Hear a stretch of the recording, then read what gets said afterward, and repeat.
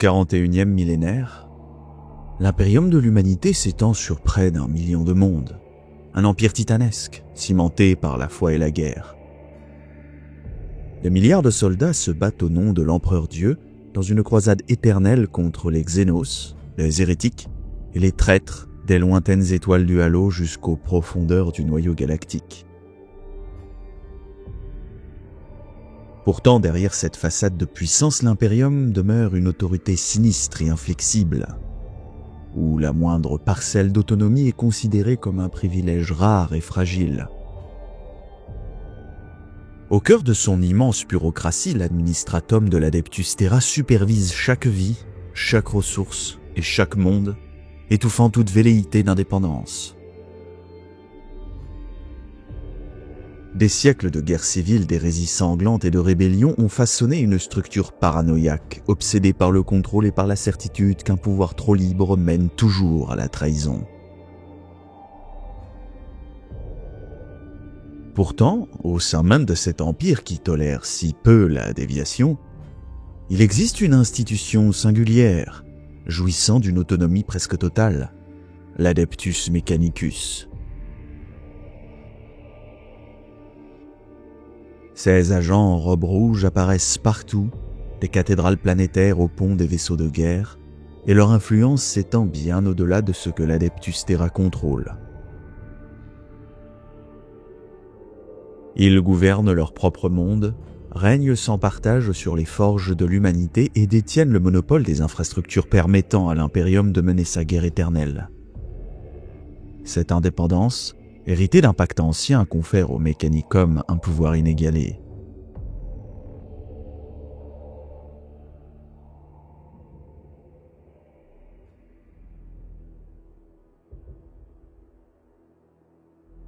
Dans une galaxie où tant de savoirs furent perdus aux flammes de l'oubli, c'est l'Adeptus Mechanicus qui préserve et dispense la connaissance technique.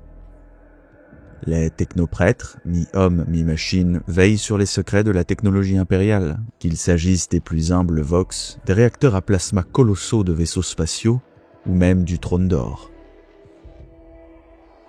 Ils explorent sans relâche les vestiges des ères passées, cherchant à exhumer les reliques oubliées et considèrent chaque découverte, par décret impérial, comme leur propriété sacrée. Qu'il s'agisse d'un antique coffre scellé ou d'un vaisseau fantôme dérivant dans le vide. Car pour eux, toute connaissance appartient à l'Omnimissie, et leur culte de la machine est le véritable gardien de l'avenir de l'humanité.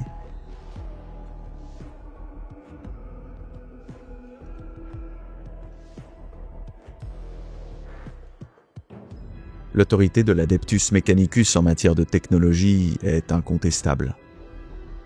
Pour le simple citoyen impérial, utiliser une machine sans respecter ses rites sacrés serait une hérésie.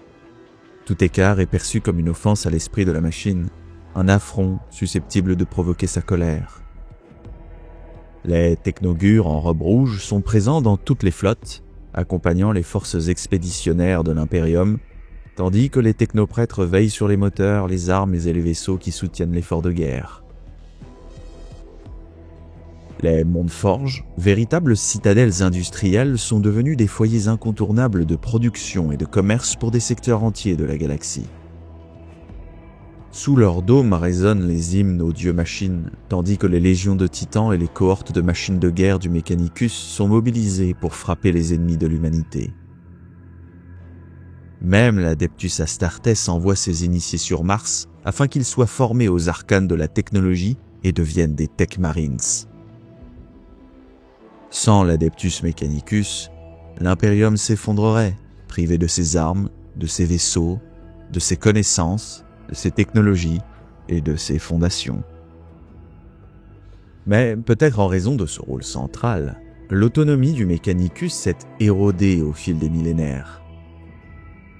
L'hérésie d'Horus et les siècles de tourmente qui suivirent plongèrent les mondes forges sous un contrôle inquisitorial étouffant, bien au-delà de ce que prévoyait le traité d'Olympus. La peur de l'accusation d'hérésie contraignit le libre-échange des idées et peu à peu la véritable compréhension céda la place au dogme. L'étude vivante de la science se figea en rituel et la curiosité fut remplacée par l'apprentissage mécanique de formules immuables. Pour certains, la plus grande hérésie du culte de la machine ne réside pas dans ses rites ou son alliance avec l'Imperium, mais dans sa conviction que seules les technologies les plus anciennes méritent d'être utilisées ou sanctifiées.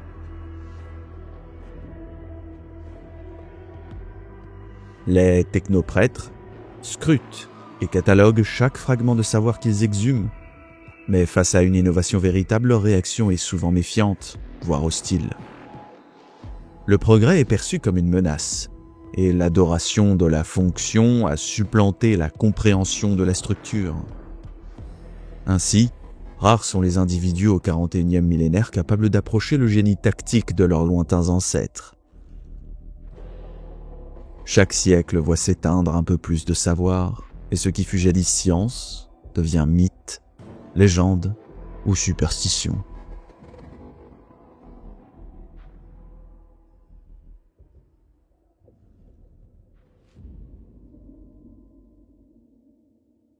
Grâce au culte Mechanicus, les machines de guerre de l'Imperium peuvent combattre sur 1 million de mondes à la fois.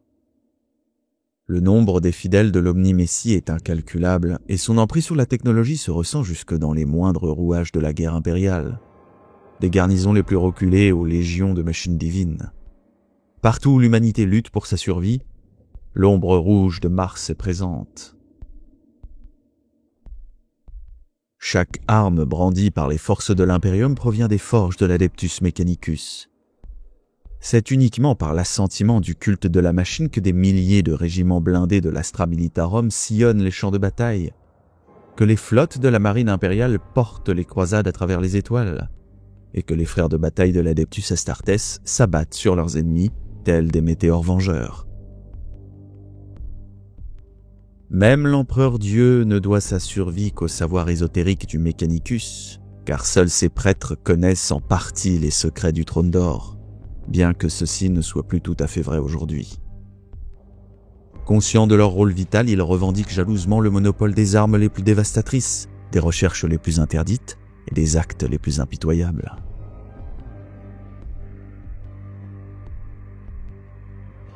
Mais le culte Mechanicus n'est pas qu'un rouage de l'Imperium. C'est une foi ancienne, née sur Mars bien avant l'unification de Terra.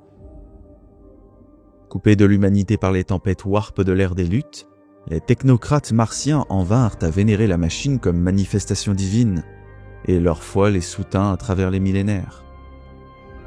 Aujourd'hui encore, cette croyance leur confère une ferveur inextinguible, un zèle incandescent qui habite leur corps augmenté et anime jusqu'au circuit de leur machine.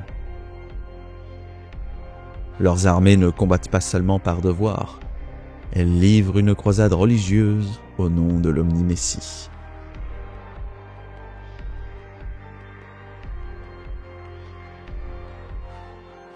Le culte Mechanicus est si secret que rares sont ceux qui en comprennent réellement les motivations. Ses rites obscurs et ses traditions immuables gouvernent chaque aspect de sa guerre sainte. Les technoprêtres qui mènent les croisades de Mars commandent à des hostes de serviteurs lobotomisés, à des congrégations d'électroprêtres déchaînant la foudre vivante de leur foi, et à des machines de destruction issues des cryptes les plus sacrées, dont les antiques cohortes de la Legio Cybernetica.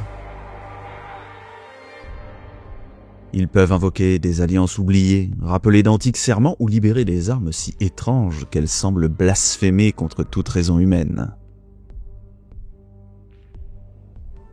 Chaque monde forge entretient sa propre légion de Skitarii, une force assez redoutable pour conquérir un monde à elle seule. Mais au-delà de cette puissance colossale, certaines forces incarnent la terreur absolue. Les Centurio Ordinatus, capables de dévaster un continent, l'Ordo Reductor, apte à réduire en cendres les forteresses les plus imprenables, et surtout les titans du Collegia Titanica. Ces dieux de métal, incarnation ultime de la puissance de l'Omni-Messie, foulent les champs de bataille comme des temples vivants portant la guerre sous la forme de cataclysmes.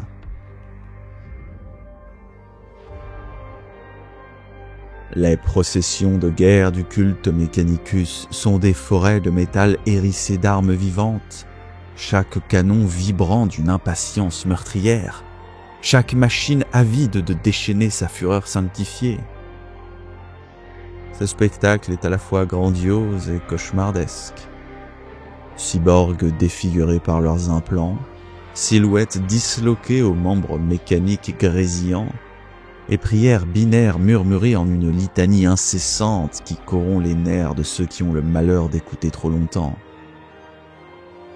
Observer ces cohortes, c'est plonger dans la vision d'un prophète fou, un cauchemar mystique où la chair et la machine s'imbriquent dans une même monstruosité.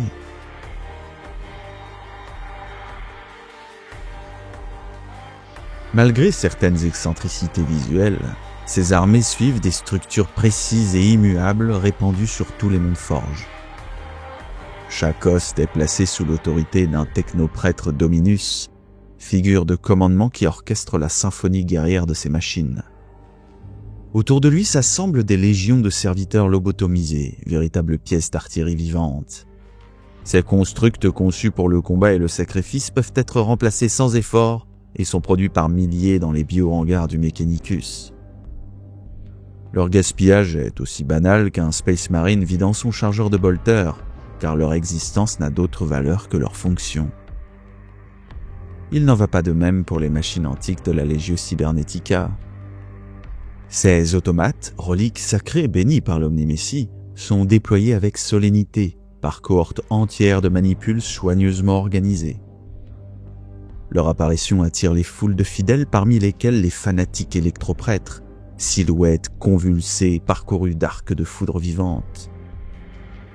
Ces hommes saints suivent les reliques de métal comme des pèlerins traînant leurs chaînes derrière les reliques d'un martyr impérial.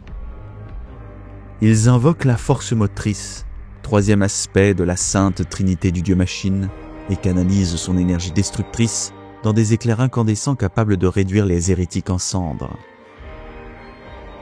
Lors des batailles, leurs psalmodies s'élèvent en chœur crépitant, transformant le champ de bataille en cathédrale énergétique.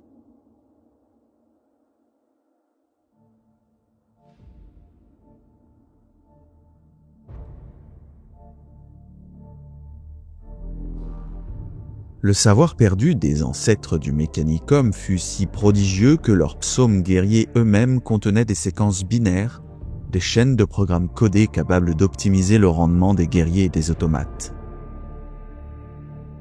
Chaque serviteur, chaque prêtre, chaque machine est équipée de circuits subcutanés qui réagissent à ces hymnes, transformant les chants en véritables bénédictions de chair et de fer. Les technoprêtres attribuent ce miracle à l'Omnimessie lui-même, passant sous silence que ce pouvoir est le fruit d'une technologie antique que nul ne comprend vraiment. Mais cette illusion sert leur foi. Aux yeux des fidèles, c'est bien le dieu-machine qui accorde à ses enfants la force de triompher. Et ceux qui ont assisté aux transes électriques d'une procession guerrière du Mechanicus savent que survivre à ce spectacle relève du prodige, car les hymnes du culte ne connaissent qu'une conclusion, la fureur et la ruine.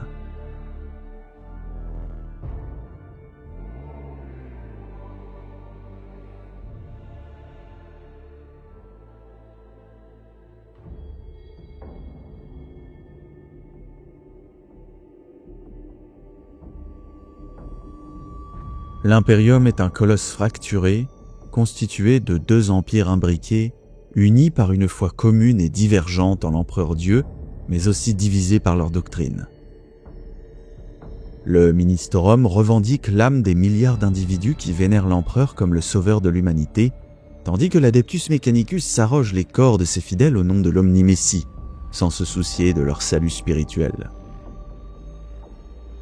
Si, en théorie, le Credo Mechanicus reconnaît l'empereur comme l'Omnimessie incarné, les extrémistes de chaque camp nourrissent une suspicion viscérale envers l'autre. Pour de nombreux zélotes de l'ecclésiarchie, il est un scandale hérétique que l'Imperium tolère l'existence d'un empire théocratique parallèle, régi par un culte rival.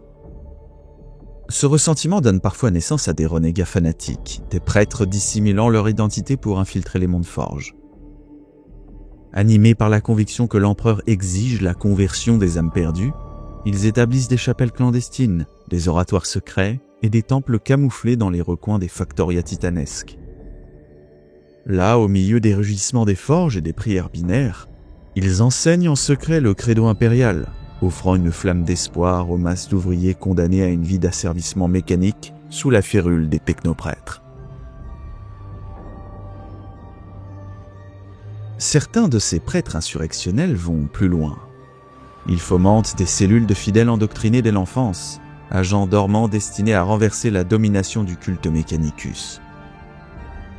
Ces cultes de l'ombre rappellent qu'aucun homme ne saurait servir deux maîtres à la fois.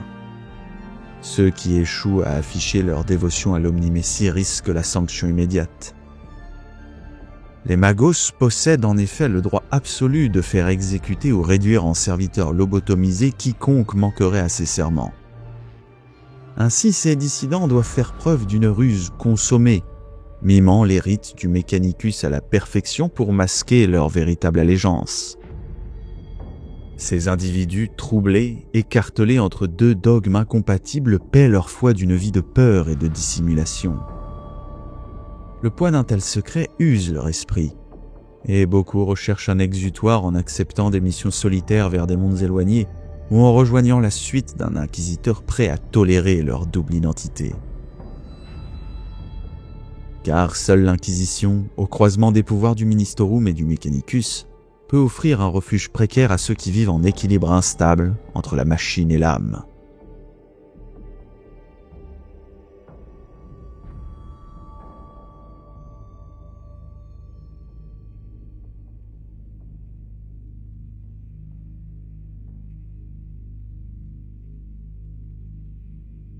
La quête du savoir a toujours poussé les technoprêtres bien au-delà des frontières connues de la galaxie, dans les abysses hostiles du vide interstellaire.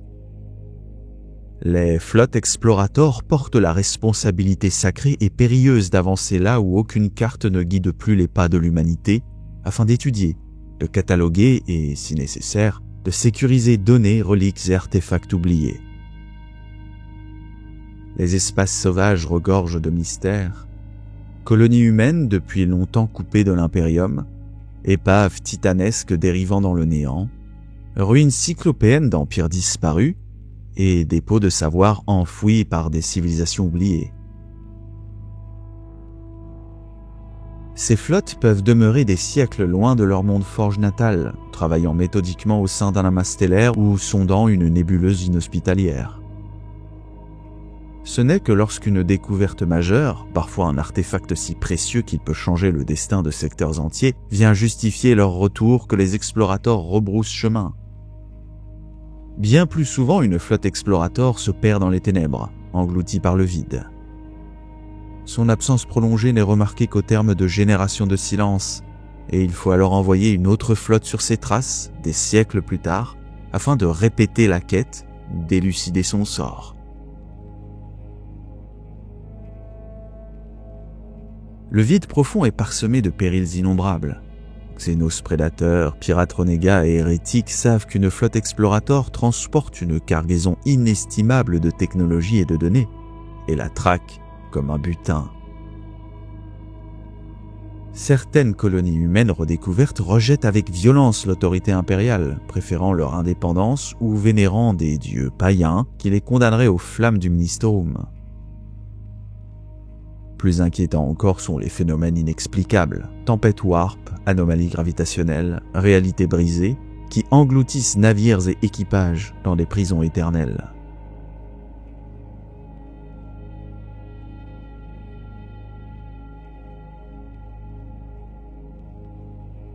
En vérité, les vaisseaux confiés au Mechanicus pour ces missions ne représentent qu'une infime fraction de la flotte impériale, mais chacun d'eux est une forteresse sanctifiée, armée et protégée au-delà des standards de la marine impériale. Symbole de cette puissance, les arches Mechanicus incarnent la quintessence de la technologie martienne. Des vaisseaux de guerre quasi légendaires, dotés d'une puissance de feu monstrueuse, d'une autonomie colossale et de défense qu'aucun autre bâtiment impérial ne saurait égaler. Monuments mouvants aux dieux-machines, ces cathédrales stellaires portent le flambeau du savoir dans l'obscurité éternelle et rappellent à toute la galaxie que la sainte quête de la connaissance est, elle aussi, une guerre.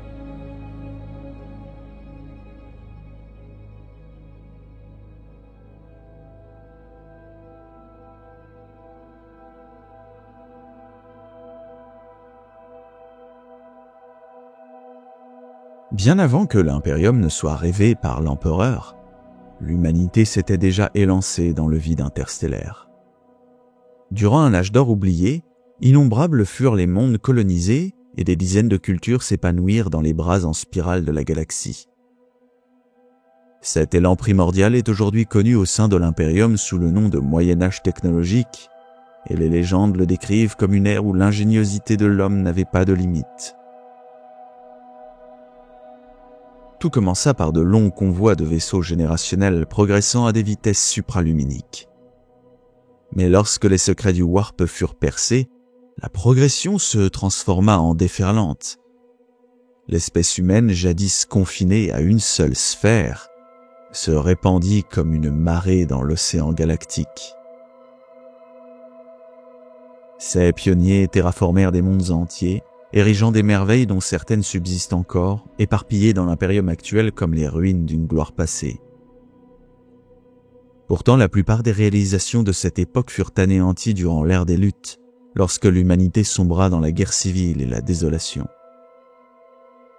Depuis, les techno-adeptes de Mars vénèrent le souvenir de cet âge révolu, car les reliques qui en proviennent témoignent d'une maîtrise scientifique que l'on n'égale plus. Un unique artefact intact issu du Moyen-Âge technologique peut valoir plus qu'un secteur tout entier en termes de prestige et de puissance. De temps à autre, des miracles se produisent. Un vaisseau englouti par les marées du Warp réapparaît après une éternité, recrachant dans le présent des trésors du passé. Chaque rumeur, chaque épave, chaque fragment attire aussitôt les agents du Mechanicus comme les mouches sur un cadavre, car rien n'est plus sacré que l'écho du savoir perdu.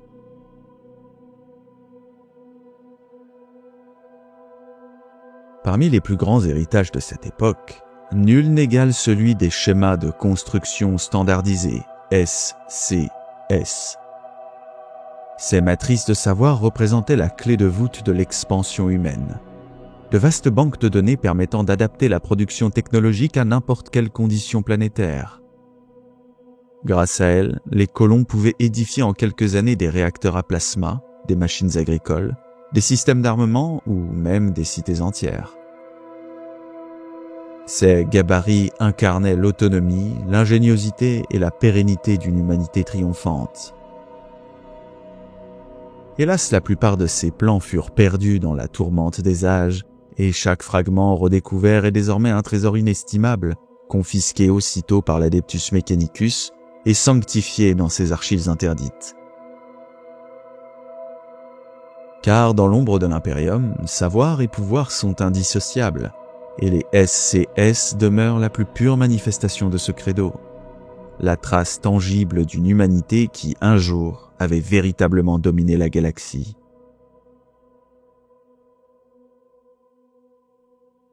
C'est un fait, l'ombre du Moyen-Âge technologique plane encore sur l'Imperium. Chaque artefact rescapé est comme une étoile dont la lueur parvient jusqu'aux hommes, rappel cruel d'une grandeur disparue. Dans le silence des nefs perdues et des archives poussiéreuses, l'Adeptus Mechanicus poursuit inlassablement sa quête, mendiant des fragments d'un savoir ancien. Car peut-être que dans les débris du passé repose non seulement la clé de la survie de l'humanité, mais aussi le champ oublié de ce qu'elle aurait pu devenir.